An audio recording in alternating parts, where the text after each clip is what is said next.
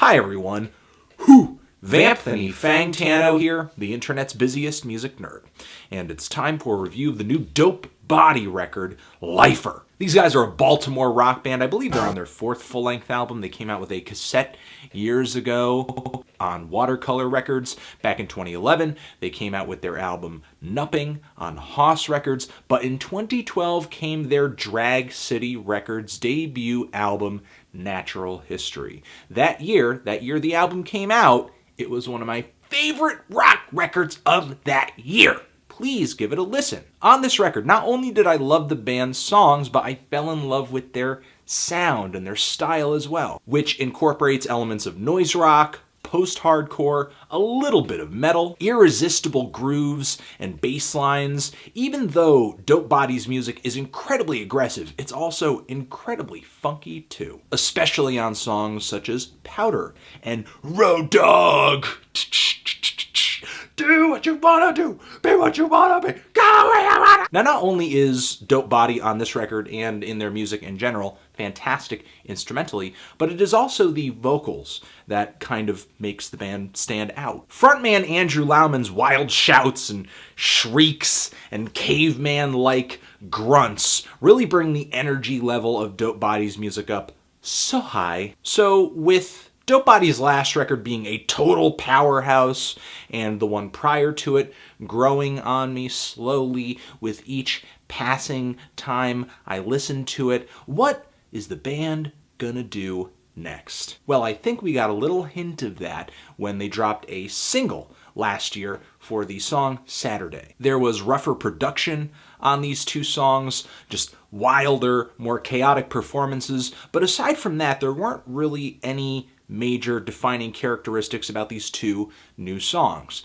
except for maybe that they were less driven by the really weird and quirky grooves that were all over Natural History, which is a change in direction that kind of makes sense because I think the band did that sound all the justice they possibly could on Natural History. To me, Natural History is very much Dope Body finishing something that they started on Nupping, whereas Lifer feels like the band is beginning something that is slightly newer for them. Because not only are there elements of noise rock and post-hardcore on this new album, but there's also some psychedelic rock in here too, some classic rock flavors as well, post-punk, and grunge, which is pretty funny to think because on Dope Body's record Nupping, there is a track titled The Shape of Grunge to Come. Some tracks do have kind of a Nirvana or like early Soundgarden vibe to them. So Lifer is not as tightly wound or as funky as Natural History, but Dope Body finds different ways to experiment, namely with very slow, strung out guitars and verses, vocals, very loose playing and performances, very chaotic. So while there are a lot of verses on this record that are kind of subdued, it's the choruses that are really heavy and loud and brash, abrasive, and climactic. Some of them are loaded with psychedelic guitar solos. Some of them have really brittle, distorted swells of guitar sound. Dope Body's MO on this record really seems to be that loud, soft, dynamic. They're doing everything and anything they can do to create the greatest amount of contrast between part A of the song and part B, whether that be a sonic contrast, an emotional one, a stylistic one. The band may be totally just like off their rocker and out of control for 1 second, but then they'll just tighten up and start just like a well-oiled machine punching through those riffs. So that's kind of a structural change for Dope Body. Another change is there are songs on this record that seem to get more intense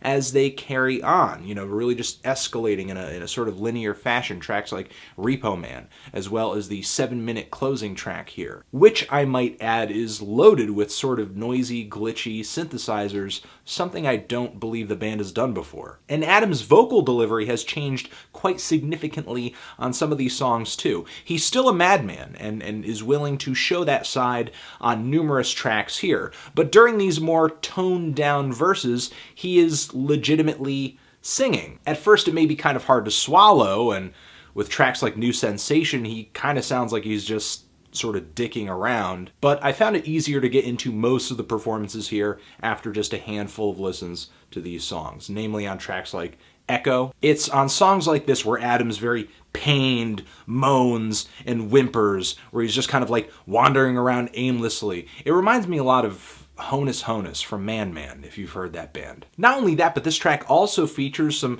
very slow, spacious, kind of backwoods guitars that maybe have a bit of a southern rock vibe to them. But as soon as the chorus kicks in, the song just rockets off into these spiraling guitar chords that send the song spinning at 1,000 RPM. So while there are some great tracks on here that create that fantastic contrast between some parts of a song and other parts of a song, there are also tracks here that just straight up rock in the way that you would expect a Dope Body song to rock. Like the track Toy, which is maybe as punk as it gets on this record, complete with lyrics about wanting to be original and not wanting to be a wannabe. Also the songs Rare Air and Day by Day, tracks that have very, very, very abrasive, lively choruses, but the verses have these kind of watery, milky bass lines that sound like they would be very comfortable inside of like a Joy Division song or like a Bauhaus song. Even as on the song Day by Day, Adam is delivering vocals that feel like they could be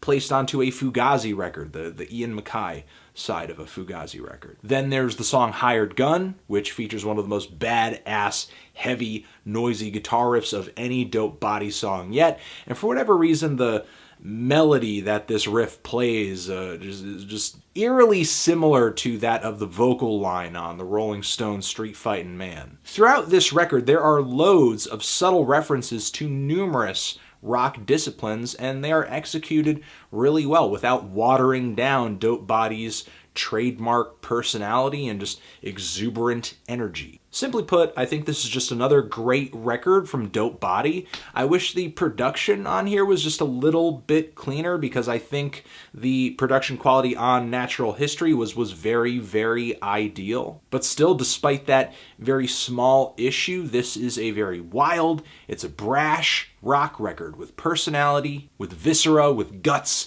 with explosivity, with songs that have numerous parts to them, lots of changes, lots of shifts. The band shows that they can write, they can perform, they can play it loose, they can play it tight, and they can switch from one to the other at the drop of a hat. I'm feeling a decent to strong 8 on this record. Tran, you're the best around.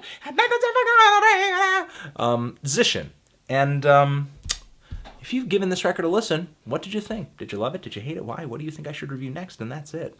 Anthony Fantano, a Dope Body, forever.